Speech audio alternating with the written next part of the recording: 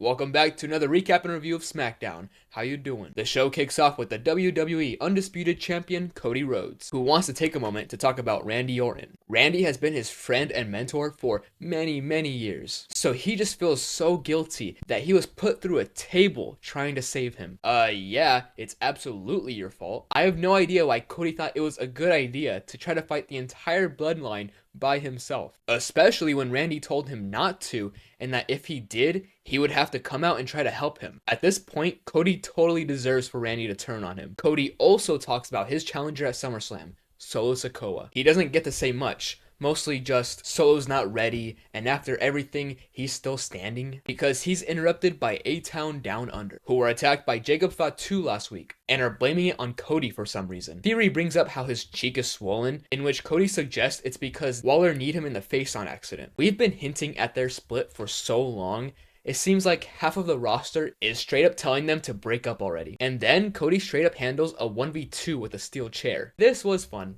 Beats here. Backstage, Cody wants a match with both of them in the main event, but Nick Aldis tells him he'll have to find a teammate by the end of the night. Now who could it be? Next, we had Andrade facing off against Carmelo Hayes. I knew this match was going to be a banger, and it delivered. Andrade with that double moonsault was insane. I want these two to get the MJF and Will Ospreay treatment. A whole hour-long match. Man, what a great performance. If only there was a mid-card championship that these mid-carders could be fighting for. A tier. I'm so happy this match didn't end in a disqualification. Plus, I know Carmelo was the guy in NXT, but I don't see a problem with him losing now. He is going to have a bright and amazing future. By asking you about Cleveland, about some... I'm not even listening to you, Hori. Nia Jax is one of the best heels in the company. I need to get my drink. I need you to get off now, okay? Sorry.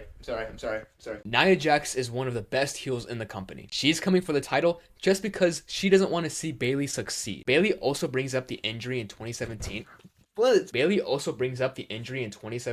claiming it was due to Nia being big and clumsy. I think she's calling her fat. And the two go at it, but let's be honest, it doesn't matter.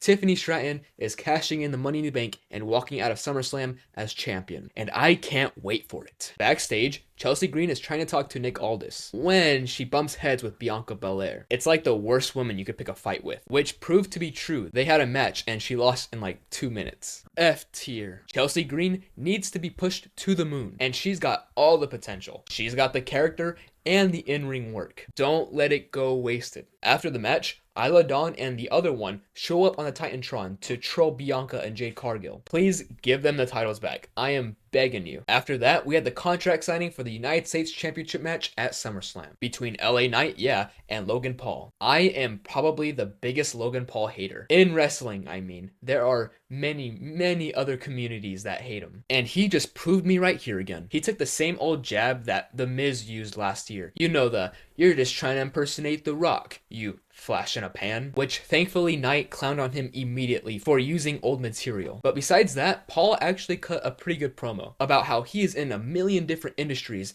and is somehow more successful in the only one that LA Knight is in, which was really good. Logan Paul is really good, but not when we have to wait a month for every single good moment. And then LA Knight kind of just took the words straight out of my mouth by calling Logan Paul a fraud of a champion. Remember, he did win the title by cheating against Rey Mysterio 258 days ago and has only had 2 defenses. What are we doing? If LA Knight doesn't win at SummerSlam, fire Triple H. Then Michin and Miss Money in the Bank were having a pretty good match. I mean, Michin did almost die with this Alabama slam. I'm not sure how she's totally fine. When Nia Jax started to get involved, which was quickly met by Bayley, who not only took out Nia, but also distracted Tiffany Stratton by destroying her briefcase, which allowed Michin to easily get the 1-2-3. I really like this. It let Michin get a win, and it added more fuel to Bayley and Tiffany's feud in a pretty cool way.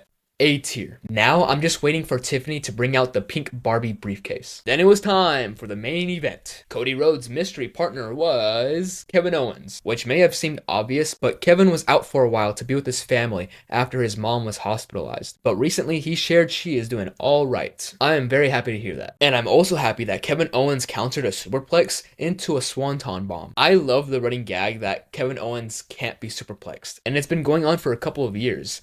Never try it. It doesn't work. So Cody finally got in the match, and he hit Theory with every single move he could think of. And despite Waller hitting him with a faceplant, him and Owens were able to get the win in a great match. Yet the show didn't end there. Remember last week's ending when the Bloodline forced Cody to watch them beat up Randy Orton? Well, this was the exact same thing, but just with Kevin Owens. Which is a little disappointing, but think about it story-wise. The Bloodline has completely taken away all of Cody's friends. So I'm very excited to see how he plans on facing the Bloodline all alone. I swear if he rushes in again with no plan, Anyways, that was my recap and review of Smackdown. What do you think of the show? And as always, thanks for watching, cool dudes.